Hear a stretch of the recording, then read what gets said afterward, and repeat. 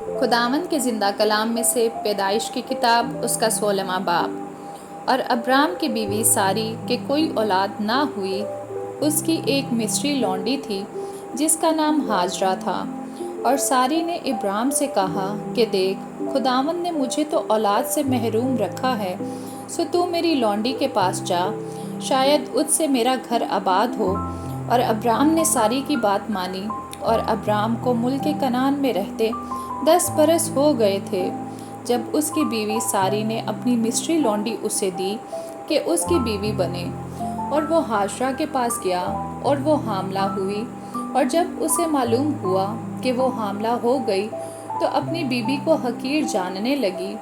تب ساری نے ابرام سے کہا کہ جو ظلم مجھ پر ہوا وہ تیری گردن پر ہے، میں نے اپنی لونڈی تیرے آغوش میں دی، اور اب جو اس نے آپ کو حاملہ دیکھا تو میں اس کی نظروں میں حقیر ہو گئی، سو خداوند میرے اور تیرے درمیان انصاف کرے۔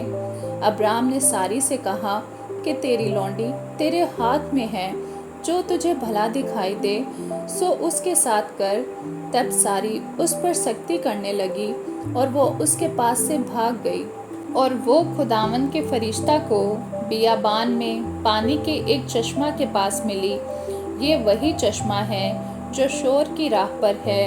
اور اس نے کہا، اے ساری کی لونڈی ہاجرہ، تو کہاں سے آئی اور کدھر جاتی ہے؟ اس نے کہا کہ میں اپنی بیوی ساری کے پاس سے بھاگ آئی ہوں۔ خداوند کے فرشتہ نے اس سے کہا کہ تو اپنی بیوی کے پاس لوٹ جا اور اپنے کو اس کے قبضہ میں کر دے۔ اور خداوند کے فرشتہ نے اس سے کہا کہ میں تیری اولاد کو بہت بڑھاؤں گا، یہاں تک کہ کثرت کے سبب سے اس کا شمار نہ ہو سکے گا۔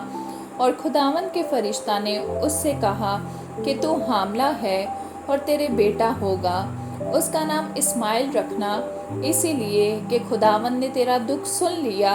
وہ گورکھر کی طرح آزاد مرد ہوگا، اس کا ہاتھ سب کے خلاف اور سب کے ہاتھ اس کے خلاف ہوں گے، وہ اپنے سب بھائیوں کے سامنے بسا رہے گا۔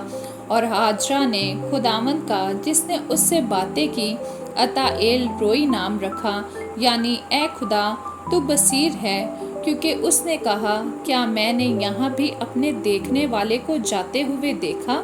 اسی سبب سے اس کنویں کا نام بیر الہی روئی پڑ گیا، وہ قادس اور برد کے درمیان ہے۔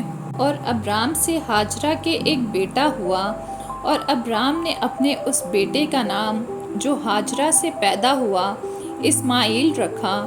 اور جب ابرام سے ہاجرہ کے اسماعیل پیدا ہوا تب ابرام 86 برس کا تھا۔ آمین۔